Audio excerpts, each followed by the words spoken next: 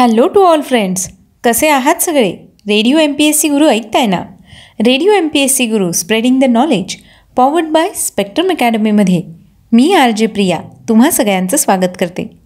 मित्रांनो, आपण रोज दिवसाची सुरुवात करताना एक सकारात्मक आणि प्रेरणादायी विचार ऐकत असतो. आज साने गुरुजी यांची पुण्यतिथी आहे. याच निमित्ताने त्यांचा एक सकारात्मक विचार ऐकूया.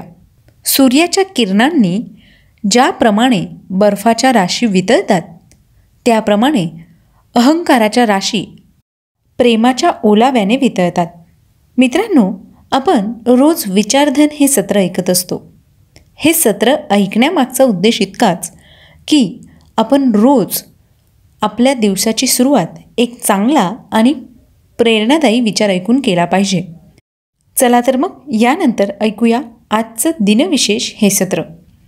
मित्रांनो, दिनविशेष या सत्रात आपण जन्म, मृत्यू आणि काही महत्त्वाच्या ऐतिहासिक घटना, याचबरोबर काही शोधकार्य यांची माहिती सालाप्रमाणे करून घेत असतो.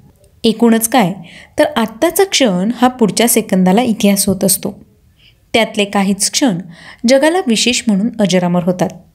चला तर मग मित्रांनो, जाणून घेऊया आजच्या दिवसाची विशेष गोष्ट म्हणजेच आजचं दिनविशेष हे सत्र.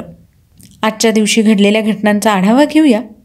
आजच्याच दिवशी सन 1924 साली सुप्रसिद्ध महाराष्ट्रीयन मराठी लेखक, कवी, इतिहासकार, कादंबरीकार आणि नाटककार वासुदेव वामनशास्त्री खरे यांचं निधन झालं.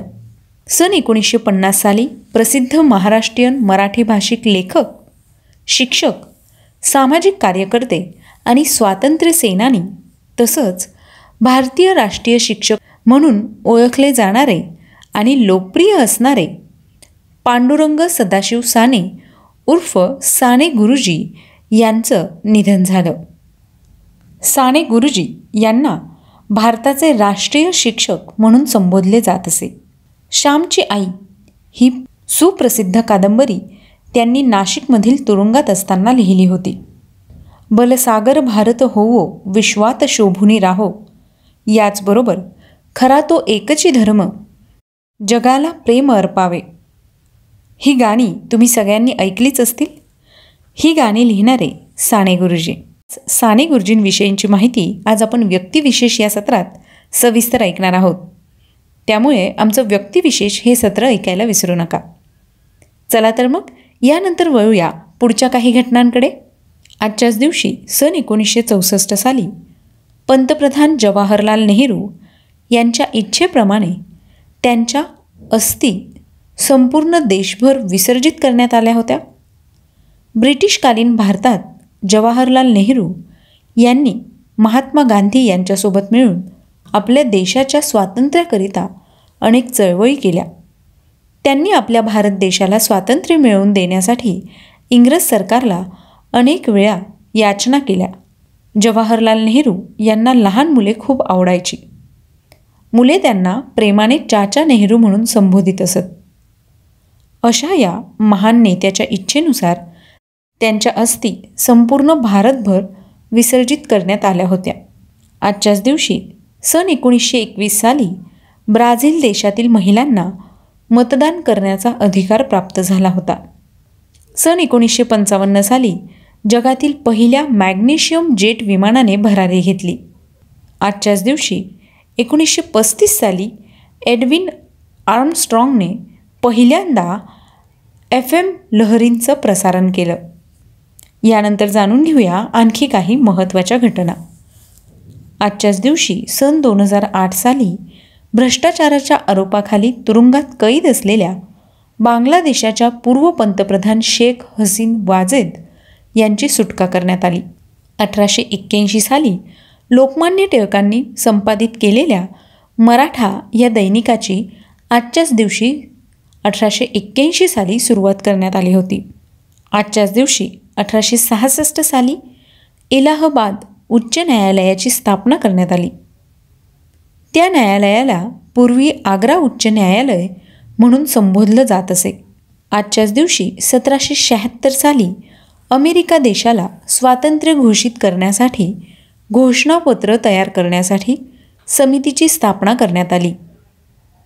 सन 1987 साली 160 वर्षाच्या कालखंडात ब्रिटिश देशाच्या पंतप्रधान पदावर सलग तिसऱ्यांदा विराजमान होणाऱ्या पंतप्रधान मार्गारेट थॅचर या पहिल्या ब्रिटिश नागरिक ठरल्या. आजच्याच दिवशी सन 1983 साली प्रख्यात भारतीय उद्योजक व व्यावसायिक तसंच बिर्ला समूहाचे संस्थापक घनश्यामदास बिर्ला यांचं निधन झालं. आजच्याच दिवशी सन 1997 साली भारतीय सर्वोत्कृष्ट राष्ट्रीय पुरस्कार पद्मश्री व पद्मभूषण पुरस्कार सन्मानित भारतीय दूरअंतरीय जलतरणपटू आणि व्यावसायिक तसंच इंग्लिश खाडी पार करणारे पहिले भारतीय नागरिक मिहिर सेन यांचं निधन झालं. सन 2000 साली भारतीय राष्ट्रीय काँग्रेस पक्षाचे नेता व राजकारणी तसंच माजी भारतीय वायुसेना दल अधिकारी व वैमानिक स्क्वाड्रॉन लीडर राजेश पायलट यांचं निधन झालं. 1815 साली प्रसिद्ध ब्रिटिश छायाचित्रकार जुलिया मार्गारेट कॅमरून यांचा जन्म झाला. 1894 साली जपानी व्यापारी व उद्योजक टोयाडो लूम वर्क्सचे संस्थापक साकीची टोयोडा यांचे पुत्र किचिरी टोयोडा यांचा जन्म झाला. सन 1909 साली भारतीय सर्वोच्च न्यायालयाचे माजी सरन्यायाधीश व राजकारणी तसंच निट्टे एज्युकेशन ट्रस्ट या संस्थेचे संस्थापक के.एस. हेगडे यांचा जन्म झाला. आजच्याच दिवशी 1942 साली पद्मश्री पुरस्कार सन्मानित भारतीय उत्प्रेरक वैज्ञानिक आणि औद्योगिक संशोधन परिषदेच्या राष्ट्रीय रासायनिक प्रयोगशाळेचे माजी संचालक पॉल रत्नसामी यांचा जन्म झाला. सन 1948 साली प्रसिद्ध भारतीय राजकारणी व बिहार राज्याचे माजी मुख्यमंत्री लालू प्रसाद यादव यांचा जन्म झाला. आजच्याच दिवशी सन 1989 साली भारतीय पॅरा बॅडमिंटनपटू मानसी गिरीशचंद्र जोशी यांचा जन्म झाला. आजच्याच दिवशी 1959 साली कीर्ती आझाद क्रिकेटपटू आणि खासदार यांचा जन्म झाला. 1880 साली अमेरिकेचे पहिले संसद सदस्य रैफिन यांचा जन्म झाला. सन 1937 साली पद्मभूषण व संगीत नाटक अकादमी पुरस्कार सन्मानित भारतीय नर्तक, नृत्य दिग्दर्शक आणि शैक्षणिक तसंच नालंदा नृत्य संशोधन केंद्राच्या संस्थापक, दिग्दर्शिका आणि मुंबईतील नालंदा नृत्य कला महाविद्यालयाच्या संस्थापक प्राचार्या कनक रेले यांचा जन्म झाला. सन 1924 साली भारतीय व्यंगचित्रकार, पत्रकार आणि लेखक अत्तुपुर्थू मॅथ्यू अब्राहम उर्फ अबू अब्राहम यांचा जन्म झाला.